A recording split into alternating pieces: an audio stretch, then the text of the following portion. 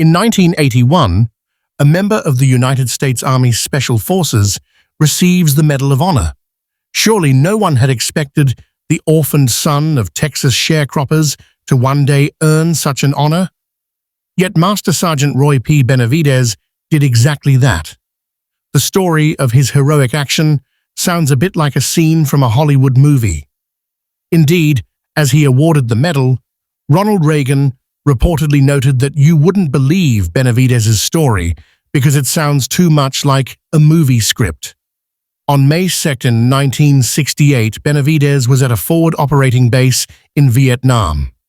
A 12-member Special Forces team was then operating just west of Loc Ninh.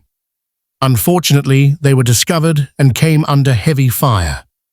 3 helicopters were dispatched to extract the team, but they were forced to turn back because of intense small arms and anti-aircraft fire. A second rescue attempt was mounted. Benavidez volunteered for the mission. When I got on that copter, little did I know we were going to spend 6 hours in hell, he recounted years later. As the helicopter arrived, Benavidez realized just how bad the situation was. That's when I really made up my mind, he wrote later. I couldn't leave them down there. We had to do something. I just couldn't sit there and listen to my buddies die on the radio. The pilot dropped Benavidez in a nearby clearing. Benavidez had only a medical bag and a knife. He ran 75 meters to the spot where the American force had hunkered down. The Vietnamese were shooting at him the whole way. By the time he made it to his comrades, he was already wounded in his head, face, and leg. Nevertheless, Benavidez took charge, administering first aid and organizing the men. He directed their fire, enabling an extraction aircraft to land. He assisted the severely wounded men to the helicopter, and he provided cover for others. He returned to the body of the dead team leader, knowing that classified documents needed to be retrieved. Just as it seemed that the rescue might be completed, 2 terrible things happened. First, the helicopter pilot was killed, causing the helicopter to crash to the ground. At about the same time, Benavidez was struck by grenade shrapnel in his back, and he was shot in the stomach. Americans were stranded yet again. Benavidez kept the men together. He established a defense perimeter, and he radioed for air cover until another rescue attempt could be made.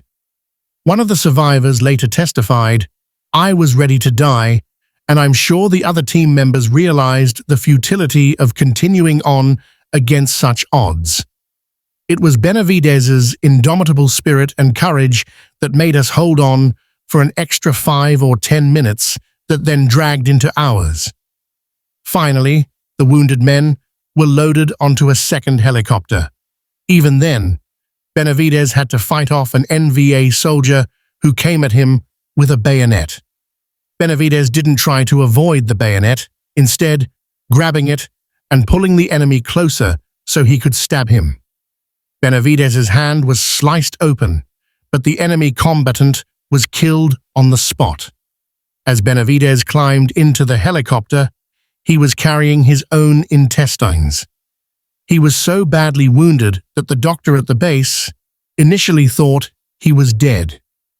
Benavidez was being zipped into a body bag when he spat at the doctor's face, letting everyone know that he was still alive. The manner in which Benavidez received his Medal of Honor is its own story.